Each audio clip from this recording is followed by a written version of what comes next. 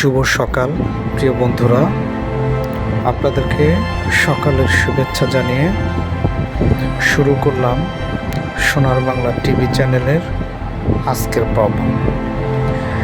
এই পর্বে থাকবে আপনাদের জন্য কিছু জায়গা পরিচিতি। আমি আজকে সকাল সকাল বের হয়েছি ঢাকা পোস্তকলা ব্রিজ হয়ে ঢাকা সদরঘাটে যাওয়ার জন্য। তো যেহেতু আমি সকাল সকাল যাচ্ছি, আমি চিন্তা করলাম যে আমার চ্যানেল যারা সাবস্ক্রাইব করেছেন, আমার যারা বন্ধু রয়েছেন, তাদের জন্য আমি একটা ভিডিও তৈরি করি।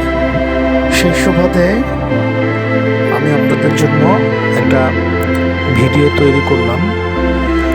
আমি যখন প্রথমে অটো গাড়িতে উঠি, তখন আমি অটো গাড়িতে ওঠার সাথে সাথে আমার যে ক্যামেরাটা ছিল সেই ক্যামেরাটা অন করে রেখেছি। আপনারা দেখতে পাচ্ছেন আমি গাড়িতে করে এখন যাচ্ছি। আমার গাড়ি চলতেছে। আমার উদ্দেশ্য হলো প্রথমে নারায়ণগঞ্জ টু ঢাকা যে হাইওয়ে রোড আছে, সেই রোড অর্থাৎ জালকুড়ি নামক স্থানে আমার যাত্রা প্রথম পর্যায়ে বিরতি হবে। আমি রওনা দিয়েছি আমার বাসা থেকে।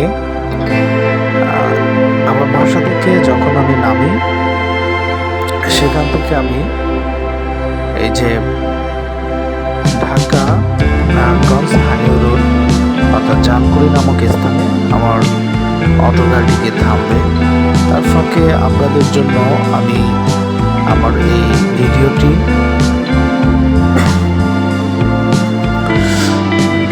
তৈরি করার জন্য, অর্থাৎ ভিডিও ক্লিপটি আপনাদেরকে দেখানোর জন্য আমি আমার স্ক্রিনটি অন করে রেখেছি। ক্যামেরাটা অন আছে। এখন আমার গাড়ি কিন্তু চলতেছে। রাস্তার দুপাশে আপনারা দেখতে পাচ্ছেন যে একটা বিল আছে, একটা খাল আছে। খালটাকে মূলত ক্যানেল পার বলা হয়।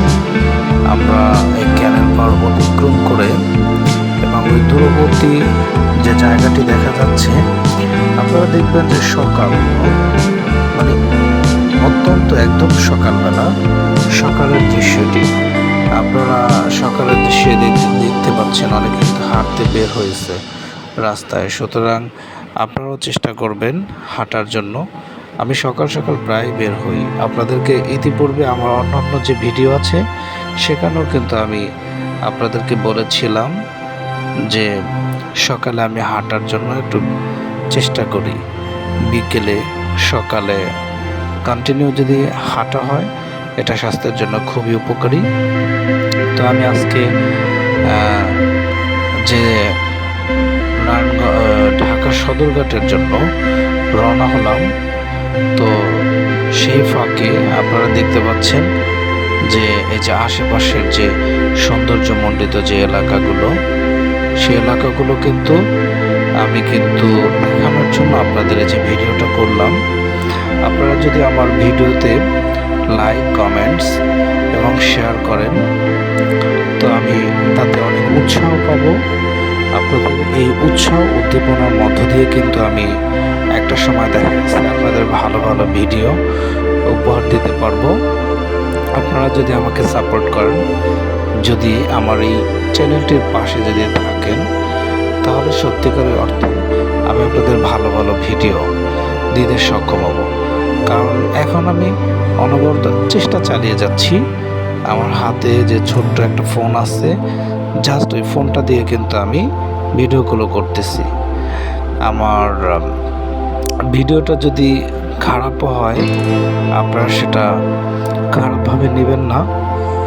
জাস্ট আমাকে একটু উৎসাহ দেওয়ার জন্য আপনারা ভিডিওটাকে লাইক করবেন, কমেন্টস করবেন প্রয়োজনে, আর যদি পারেন তাহলে একটু শেয়ার করে দিবেন। আমি কিন্তু জালকুড়ির খুব কাছাকাছি চলে এসেছি। আর জালকুড়ির কাছাকাছি যে জায়গাগুলো আছে সেখানে কিন্তু অনেক আপনার ঝুট ব্যবসা আছে বা ছোট ছোট মিনি গার্মেন্টস আছে। আপনারা যে দেখতে পাচ্ছেন ক্যানেল পার, পাশে কিন্তু ওয়াকওয়ে নির্মাণ হচ্ছে বা হাঁটার জন্য রাস্তাও আছে। আমি প্রায়শই ওই ওয়াকওয়ে দিয়ে হাঁটার জন্য চেষ্টা করি, আপনারা করবেন। তো আমি জালকুড়ি বাস স্ট্যান্ডের খুব কাছাকাছি। তবে একটা কথা বলে রাখি, সেটা হলো এই লাইনে আমি যে লাইনে এখন যাচ্ছি এই লাইনটাতে আপনার অটো ভাড়া অনেক অনেক বেশি। তো আমি বলবো যে আশেপাশে যদি কোনো যারা ব্যবসা চিন্তা ভাবনা করতেছেন, ব্যবসায়ী ভাই বন্ধু থাকেন, তাহলে আপনারা একটা কাজ করতে পারেন। সেটা হলো যে লেগুনা সিস্টেম যদি করা যায়, সিদ্ধিরগঞ্জ পুল থেকে জালকুড়ি পর্যন্ত এখানে প্রায় 70 থেকে 80 টাকা আমাদের কাছ থেকে অটো ভাড়া নেয়। আপনারা যদি এই লেগুনা, এখানে যদি লেগুনা একটা স্ট্যান্ড করেন দুই পাশে, আর যদি আপনারা মোটামুটি 20 থেকে 30 টাকাও ভাড়া নেন জন প্রতি, তো আমি মনে করি যে মানুষ অন্তত এই যে অতিরিক্ত ভাড়া বা অতিরিক্ত বিড়ম্বনা এটা থেকে রেহাই পাবে। আপনারা এই কাজটাও করতে পারেন। সাধারণ মানুষের কথা চিন্তা করে আপনারা এই কাজটা যদি করেন, সাধারণ মানুষ যেভাবে উপকৃত হবে অর্থনৈতিকভাবে, আপনারা বিজনেস করবেন, আপনারা উপকৃত হবেন আশা করি। সুতরাং আর যেটা বলতেছিলাম, আসলে আমাদের যা কিছু আমরা করি না কেন, আমাদের উদ্দেশ্য যেন সৎ থাকে।